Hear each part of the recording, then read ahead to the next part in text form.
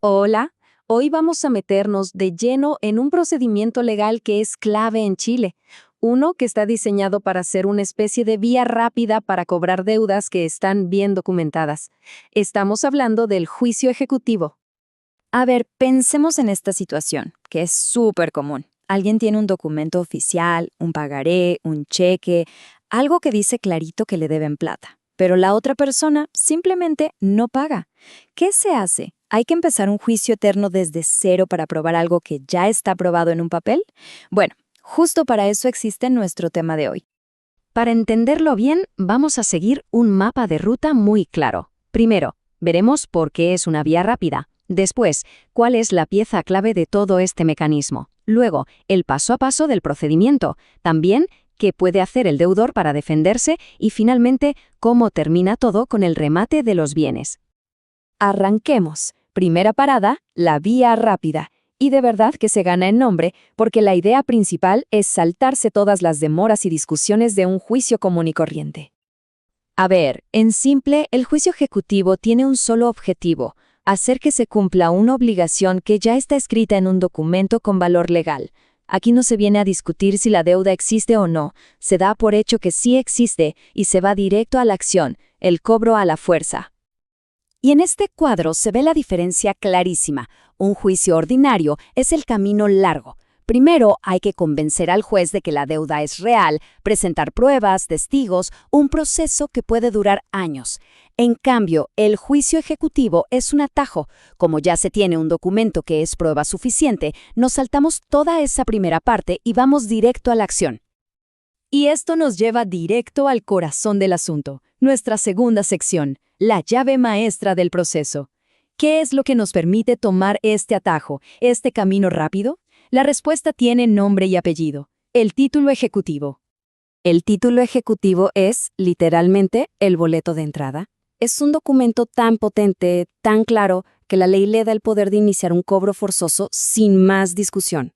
La obligación tiene que ser líquida, o sea, saberse exactamente cuánto es, actualmente exigible, que no esté sujeta a plazos futuros, y que la acción para cobrarla no esté prescrita. Y no estamos hablando de documentos extraños o difíciles de encontrar, para nada. Son cosas del día a día en el mundo comercial y personal.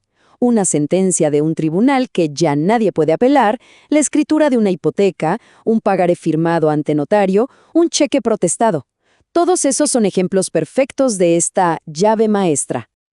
Pero mucho ojo, esta llave tiene que estar perfecta, impecable. Como dice la cita, si a ese documento le falta un solo requisito legal, uno solo, pierde toda su magia, toda su fuerza. Se convierte en un papel común y corriente y adiós vía rápida.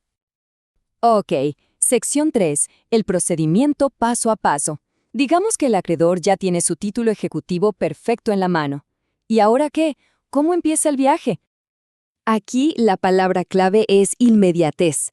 El acreedor presenta la demanda, y si el tribunal ve que el título es válido, ordena de inmediato despachar un mandamiento de ejecución y embargo.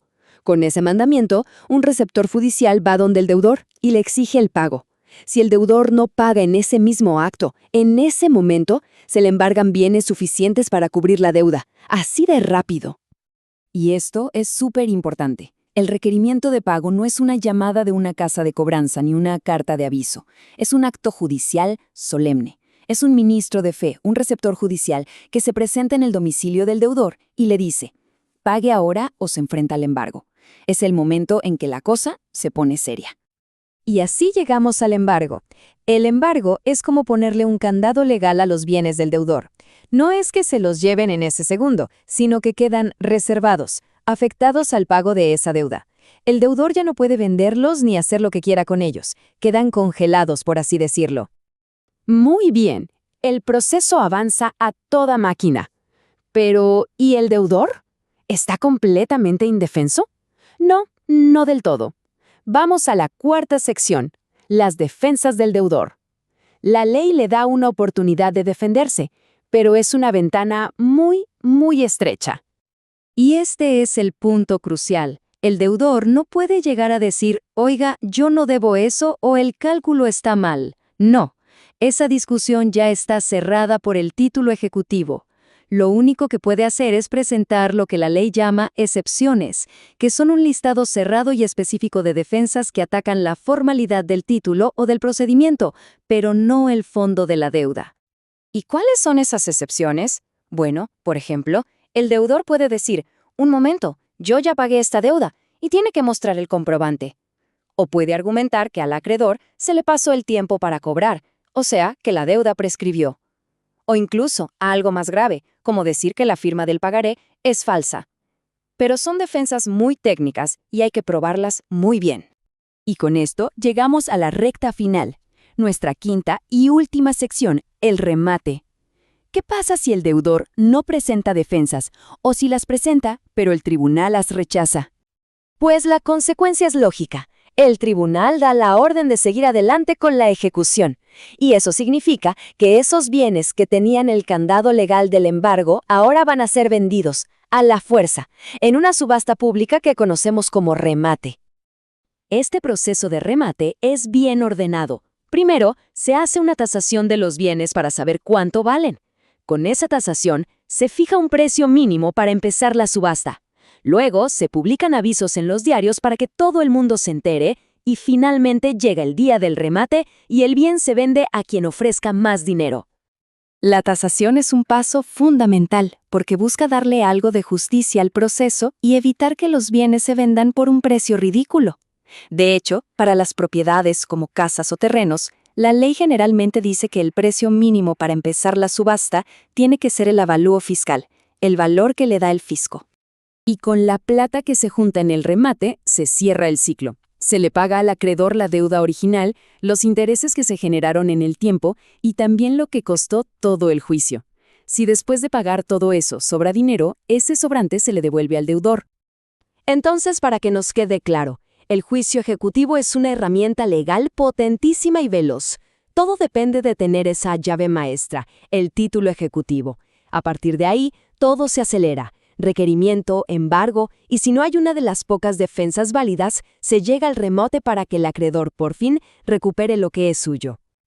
Y para terminar, les dejo una pregunta para pensar a futuro. Ahora que vivimos en un mundo de contratos inteligentes, de firmas electrónicas, de blockchain, ¿cómo va a evolucionar este concepto de título indiscutible? ¿Será que en el futuro un código informático pueda ser la llave maestra para un cobro todavía más rápido? Interesante, ¿no? El tiempo lo dirá. Muchas gracias por la atención.